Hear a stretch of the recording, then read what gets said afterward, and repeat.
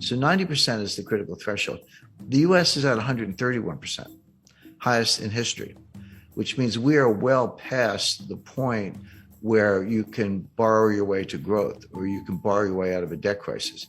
And we were heading for a debt crisis.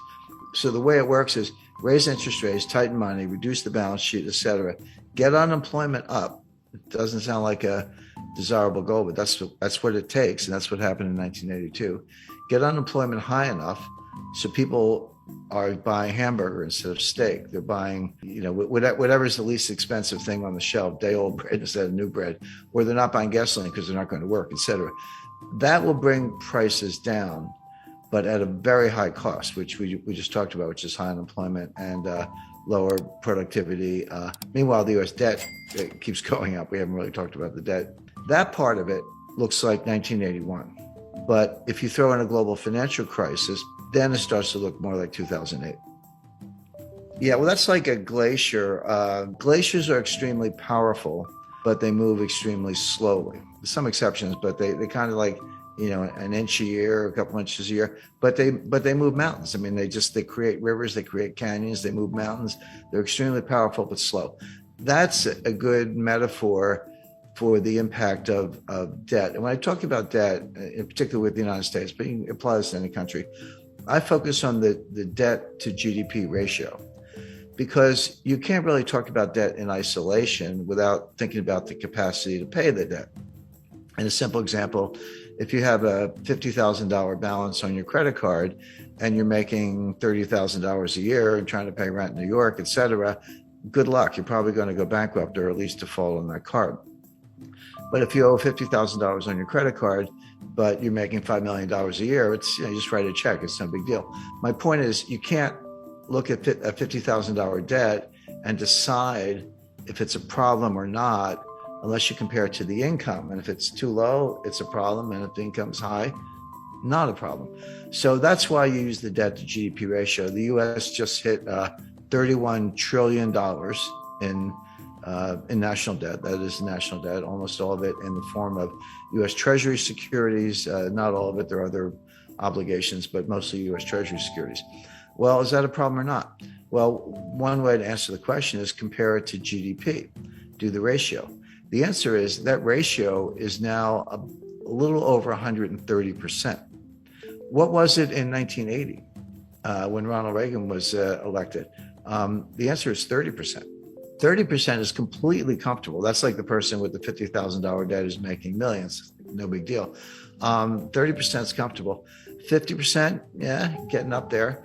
Angela Merkel and all her years in Germany, and there's a lot of research to back this up, says that 60% was the limit. And that's what the Maastricht Treaty that created the European Union and the European Central Bank, that was their goal. They said, don't go over 60%. If you do, you're expected to take measures, raise taxes or reduce debt or reduce spending, do something to get that back down under 60%. If you say, what's the critical threshold where, water turns to steam, or, water turns to ice, or something changes in such a way that it's not the same. It's radically different, but it happens very quickly. The best research says the answer is 90%. And this comes out of, Ken Rogoff at Harvard, also Carmen Reinhart, who's now the chief economist at the World Bank. But they've looked at hundreds of cases over hundreds of years. And I like that because it's not just, kind of cherry picking data. Developed economies, developing economies, economies that issue debt in their own currencies, ones that issue debt in other currencies, principally US dollars, et cetera. So, a wide variety of case studies. And they show that when your debt to GDP ratio goes over 90%, your multiplier of additional debt goes below 1. So just to put that in context, at 30%, if I borrow $1 and spend $1, I might get $1.30 of growth. Assuming you spend it wisely, that's a big condition. But you borrow $1 and spend $1 and get $1.30 of growth. Okay, the debt was productive if you put it to good use. But that $1.30 gets smaller and smaller. As you get closer to 90%, it goes to $1.20, $1.10, $1.05. Past 90%, roughly, You borrow a dollar and you spend a dollar and you only get 95 cents of growth. You don't get your dollar back in terms of GDP. And then 90% and 85%, et cetera. So 90% is the critical threshold. The US is at 131%, highest in history, which means we are well past the point where you can borrow your way to growth or you can borrow your way out of a debt crisis. And we were heading for a debt crisis. Now, Stephanie Kelton, she's the big brain of modern monetary theory. She's a professor at State University of New York. She says it doesn't matter. That they always point to Japan. Japan is at 280%, way past any member of the peer group. China's probably higher. China's a little more opaque because they are, but also they don't have as much national debt. If you look at the national debt to GDP, it's modest, but they have an enormous amount of provincial debt, and the banking system is owned by the government or controlled by the government. So when you throw in the bank debt, the state-owned enterprises, the provincial debt, and the government, so that's the real national debt. Stephanie Kelton says it doesn't matter because you're borrowing in your own currency. So if you're Argentine and you borrow in dollars and you print pesos, how are you going to pay the dollars back unless you have huge trade surpluses, which they don't? So they just default. Argentina is a serial defaulter, and everyone expects that. If you borrow in dollars and you print dollars, which the United States does, they're like, "What's the problem? Just print the dollars and pay the money back." Well, that's true.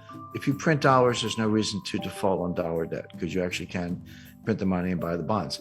But it doesn't mean nothing else bad happens. What about inflation or hyperinflation? What about the foreign exchange rate? The exchange rate can collapse. And these modern monetary theorists show very little understanding of the international aspects. They treat the U.S. like a closed economy, which it's not. I mean, if it were a closed economy and we didn't have to worry about trade deficits, trade surpluses, capital flows, exchange rates, foreign credit, China owning $1 trillion of U.S. Treasury securities, which they do. If you didn't have to worry about any of that, I think they'd probably still be wrong, but they'd have a better case. But you do. And they don't, they're just not very knowledgeable about any of those things. But you can think of exchange rates as a conveyor belt. Exchange rates are one way the problems go from one country to another, or good things can go from one country to another, depending on whether your exchange rate is going up or down, the impact on terms of trade, et cetera. But they completely ignore all that. They also ignore the role of commercial banks. They just look at the Treasury and the Fed and look at money supply, but like kind of M0, but don't understand how commercial banks create M1 and they do their own thing. They're not on as short a leash as they seem to think. But if you read Stephanie Kelton's book, The Deficit Myth, she says, well, we don't really need a bond market, U.S. bond market. We only have a bond market as a favor to investors because it gives them a place to put their money. But why have, he said, you have government spending, so the Treasury borrows money by issuing bonds, and then the Fed monetizes the bonds by buying the bonds, and that gives the Treasury the money to pay the bills, et cetera. She says, do away with all that. Just give the Fed, wire instructions for Lockheed. And if you need 5 F-35 fighter jets, order them and just send the money right to Lockheed. Why do you need a bond market? I mean, she actually says that. So, okay, legally that might be possible, but to suggest that you can do that without consequences is nonsense. And then you say, what about inflation? Their view is as long as there's excess capacity and unmet needs, et cetera, you're not going to have inflation because there's a lot of slack in the economy. That's a legitimate debate. But they say when inflation happens, raise taxes. And then, by the way, they also say you don't need a tax system because if you can just print the money, why do you have to collect taxes? And their answer is, we collect taxes to redistribute income. Okay, well, at least they're honest. I mean, that's kind of socialist model, but they're honest about it. But it's important to bear in mind that Stephanie was the principal economic advisor to Bernie Sanders in 2016 and 2020. And Bernie Sanders today is the chairman of the Senate Budget Committee, controls the purse strings. So coming out of Congress, and Biden's kind of a cipher. He's barely aware of his own existence.